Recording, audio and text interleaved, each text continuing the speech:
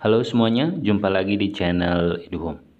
Seperti yang kita tahu bersama bahwa beberapa hari belakangan ini informasi tentang penerimaan SNMPTN 2021 telah beredar dari LTMPT. Jadi tentu ini akan menjadi informasi yang penting untuk adik-adik ketahui untuk persiapan SNMPTN nanti. Dalam video kita kali ini akan membahas beberapa nilai rapor yang lulus di SNMPTN di tahun 2020. Semoga ini menjadi informasi yang membantu adik-adik untuk bisa lulus nanti di SNMPTN 2021. Oke, sebelumnya kita lihat bahwa SNMPTN tahun 2021 itu ada hampir sama dengan informasi dari tahun 2020 ya. Yang pertama di sini adalah ketentuan akreditasinya. Untuk sekolah yang akreditasi A itu, maka jumlah siswa yang berhak mengikuti SNMPTN adalah 40% terbaik. Untuk yang akreditasi B itu 25% terbaik, dan akreditasi C dan lainnya itu 5% terbaik. Kemudian yang perlu adik-adik ketahui, untuk persyaratan peserta itu yang bisa mengikuti SNMPTN itu adalah siswa yang memiliki prestasi akademik dan memenuhi persyaratan dari masing-masing PTN. Kemudian yang berikut, memiliki nilai rapor semester 1 dan sampai semester 5 yang nanti itu akan diisi di PDSS. Kemudian yang berikut adalah memilih program studi, dan dalam hal ini untuk program studi bidang seni dan olahraga wajib mengunggah portofolio. Kemudian dalam hal program studi yang dipilih, setiap siswa maksimal memilih 2 program studi ya, bisa dalam 1 PTN atau bisa juga dari 2 PTN. Kemudian jika adik-adik memilih 2 PTN, maka salah satu PTN-nya itu harus berada di provinsi yang sama dengan asal SMA dari adik-adik ya. Kemudian satu hal yang juga penting di sini adalah disarankan adik-adik untuk tidak lintas minat. Maksudnya adalah jika kamu di SMA adalah jurusan IPA, kalau boleh dan sangat disarankan tetap nanti untuk SNMPTN itu tetap mengambil jurusan yang IPA, bukan lintas minat ke jurusan yang IPS. Kita lihat di sini untuk ketentuan pemeringkatan siswa oleh sekolah ya, dalam hal ini nanti adalah siswa memperhitungkan nilai mata pelajaran. Untuk yang IPA ada 6 mata pelajaran, yaitu bahasa Indonesia, matematika, bahasa Inggris, kimia, fisika, dan biologi. Untuk yang IPS, matematika, bahasa Indonesia, bahasa Inggris, sosiologi, ekonomi, dan geografi. Untuk jurusan bahasa, 3 mata pelajaran teratas sama, ditambah sastra Indonesia, antropologi, dan salah satu bahasa asing. Kemudian untuk yang SMK, 3 mata pelajaran teratas sama dan ditambah dengan kompetensi keahlian. Yang berikut, dalam hal ini jika misalnya siswa memiliki nilai yang sama, maka sekolah dapat menentukan kriteria yang lain untuk menentukan siapa yang berhak mengikuti SNMPTN. Kemudian untuk jumlah siswa yang dapat mengikuti SNMPTN itu tergantung dari akreditasi sekolahnya ya. Itu mungkin yang penting untuk SNMPTN di tahun 2021 ini. Kemudian kita akan lihat nilai siswa yang lulus di SNMPTN. Ini saya buatkan 1 orang siswa yang lulus di ITB dengan program studi Sekolah Teknik Elektro dan Informatika. Dalam hal ini nama siswa, NISN, dan asal sekolahnya tidak saya publish karena ini berhubungan dengan identitas siswa yang tidak berkenan untuk ditunjukkan, ya. Kita lihat di sini mengenai nilai siswa, ya. Dalam hal ini dia adalah jurusan yang IPA. Kemudian kita lihat di semester 1 nilai matematikanya 91, bahasa Inggris 96, bahasa Indonesia 90, biologi 87, fisika 86, dan kimia 94.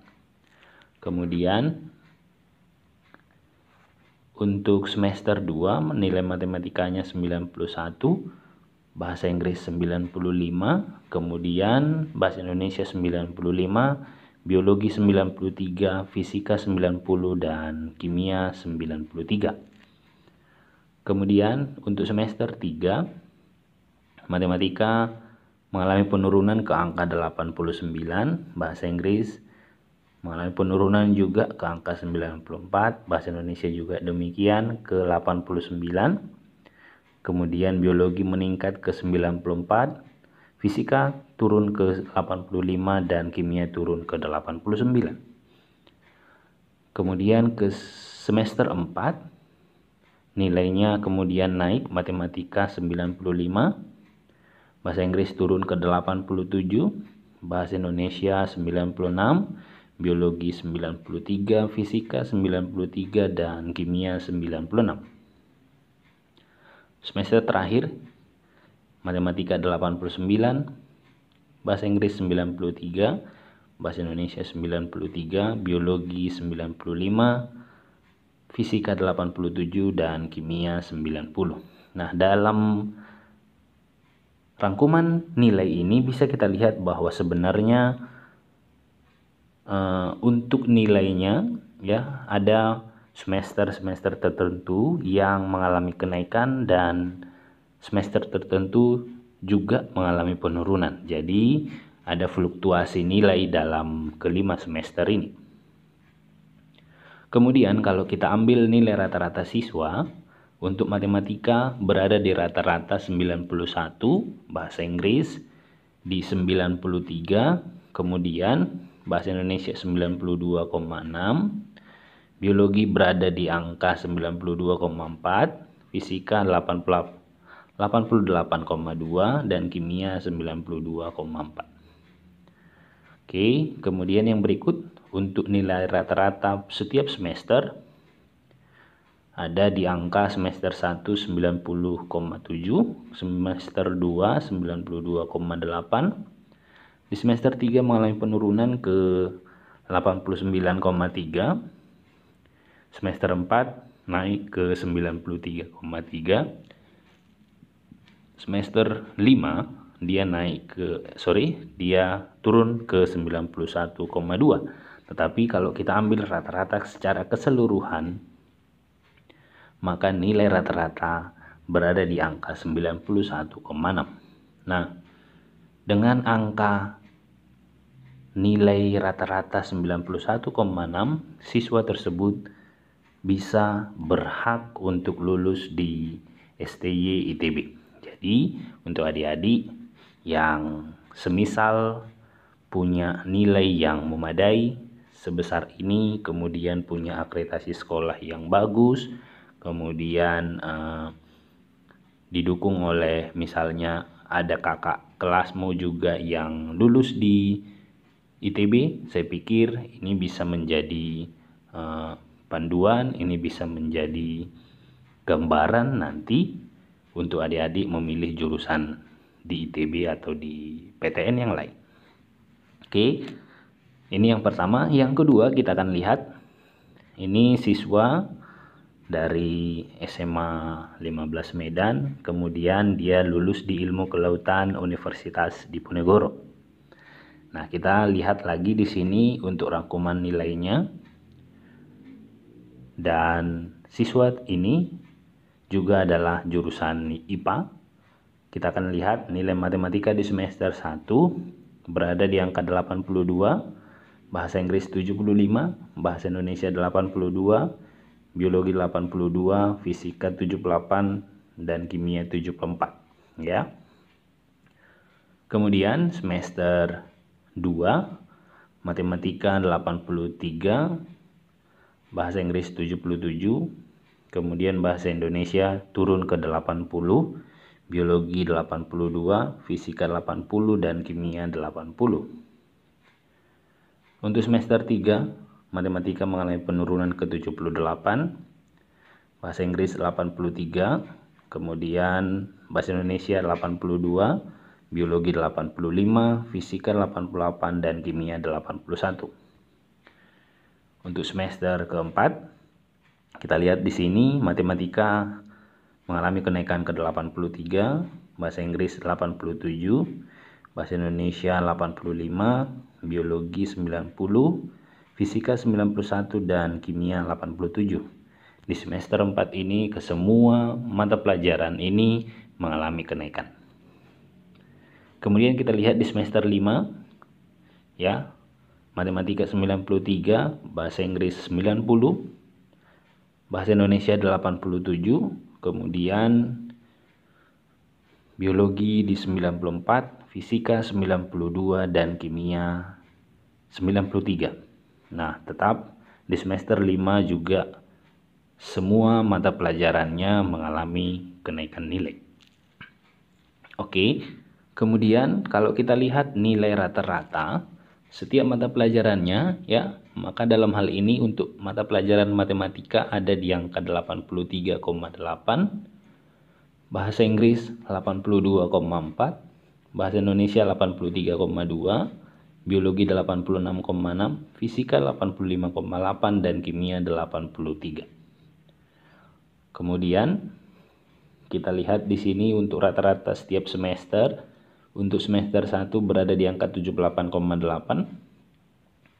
semester 2 80,3, semester 3 82,8, semester 4 87,2, dan semester 5 91,5. Nah, kalau kita lihat rata-rata setiap semester di sini untuk rata-ratanya setiap semester dia mengalami kenaikan. Kemudian kalau kita rangkum semua keseluruhan nilai, maka nilai rata-rata secara keseluruhan itu berada di angka 84,1. Nah, dengan nilai rata-rata 84,1, siswa tersebut berhak lulus di Ilmu Kelautan Universitas Diponegoro. Nah, dalam hal ini adik-adik bisa menggunakan nilai ini menjadi gambaran ya. Silahkan adik-adik bisa melihat nilai adik-adik sejauh ini ya. Kemudian dengan cara seperti itu mudah-mudahan adik-adik bisa mendapatkan jurusan yang terbaik, jurusan yang tepat pada saat nanti adik-adik memilih jurusan pada pemilihan di SNMPTN. Semoga video ini bisa membantu. Nanti video-video berikutnya juga akan kita buatkan gambaran nilai siswa yang lulus di SNMPTN tahun 2020. Sampai di sini video kita. Terima kasih atas perhatiannya. Sampai jumpa di video berikutnya. Salam.